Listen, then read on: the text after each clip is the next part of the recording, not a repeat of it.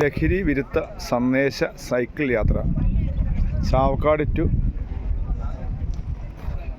Idukki Pathanamthitta. ലഹരിയോട് no പറയാം, no drugs. Okay.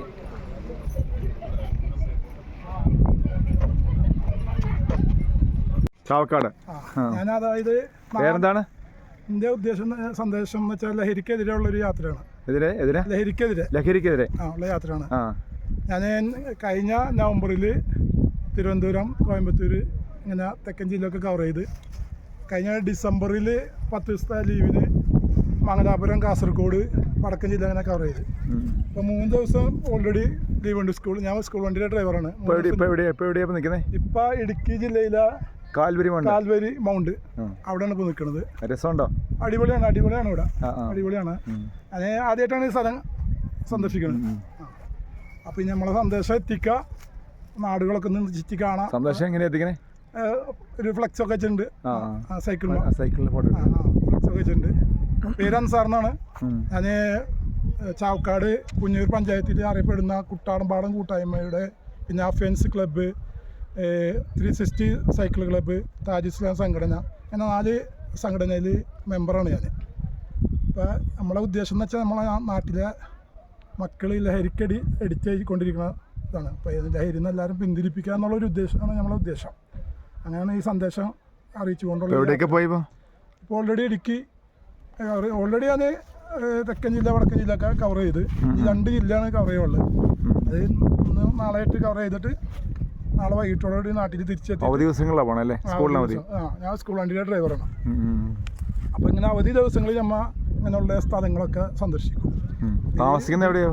താമസം പള്ളികളിൽ, അങ്ങനെ ഉള്ള സ്ഥലങ്ങളിലൊക്കെ നമുക്ക് ഉറങ്ങാനുള്ള ഭക്ഷണം പുറത്തുനിന്ന് കഴിക്കും. അതേ ഉണ്ടാക്കി ഭക്ഷണം പുറത്തുനിന്ന് കഴിക്കും.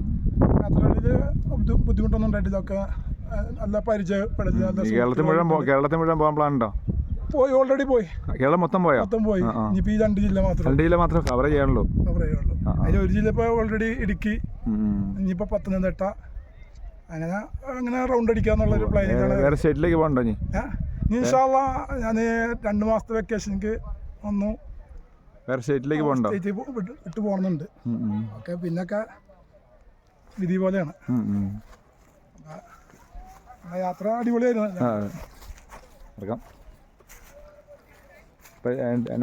സൈക്കിള് ഫുൾ ടൈം പോകണത്? ഞാൻ ഡെയിലി ഒരു 100 കിലോമീറ്ററിന് മേലൊക്കെ ചവിട്ടും.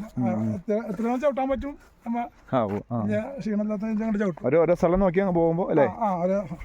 ഇന്നിപ്പോൾ രാവിലെ എവിടെ നിന്നാണ് വന്നേ? ഇന്ന് രാവിലെ ഇടുക്കി ജില്ല ബോർഡിൽ നിന്ന് കടന്നാണ്. രാവിലെ നമസ്കാരമൊക്കെ കഴിഞ്ഞ് അവിടുന്ന്. അപ്പോൾ നല്ല ഇറക്കമൊക്കെ ആകുമ്പോൾ ഇറക്കാകുമ്പോൾ നമ്മൾ അതിൻ്റെതായ രീതിയിൽ അത്യാവശ്യം ചവിട്ടി കയറ്റം 5 സ്ഥലത്ത്. പിന്നെ നമ്മ ചവിട്ടി തള്ളി കയറ്റും. സാധാ സൈക്കിളാ? അതില്ല, ഗീറാണ്.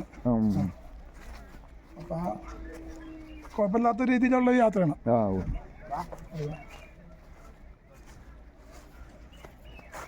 ആദ്യമായിട്ടാണ് ഈ സ്ഥലം. അടിപൊളിയാണ്. ഇനി ഇത് കട്ടപ്പന അവിടെ സന്ദർശിക്കണം. സമയം കിട്ടുകയാണെങ്കിൽ എരിമേലി, ശബരിമല ഭാഗം അവിടെയൊക്കെ ഒന്ന് കറങ്ങി എല്ലായിടത്തും സന്ദേശം എത്തിക്കുക എന്നുള്ളൊരു ഉദ്ദേശമാണ്. ഇനി അവധി ദിവസങ്ങളിൽ മറ്റുള്ള ഗ്രാമങ്ങളിൽ, അങ്ങനെയുള്ള അവധി ദിവസങ്ങളിൽ. ഇനിയിപ്പോൾ അടുത്ത മാസം നോമ്പായി കഴിഞ്ഞാൽ 1 മാസം റെസ്റ്റാണ്. അത് കഴിഞ്ഞിട്ട് പിന്നെ ഇറങ്ങുള്ളൂ. വേറെ സ്റ്റേറ്റിലേക്ക് പോകാൻ പ്ലാൻ ഉണ്ടോ? ഇൻഷാ അല്ലാഹ് പ്ലാൻ ഉണ്ട്. വേറെ രാജ്യങ്ങളിലേക്കും പോലെ കുറച്ച് പ്ലാനിങ്ങൊക്കെ ഉണ്ട്. ഇപ്പോൾ ഇതൊക്കെ പ്ലാനിങ്ങൊക്കെ അടിപൊളിയായി. നമ്മൾ പ്ലാൻ ചെയ്തൊക്കെ അടിപൊളിയായിട്ടുണ്ട്. ഈ അപ്പുറത്തുള്ള പ്ലാനിങ്ങാണ്.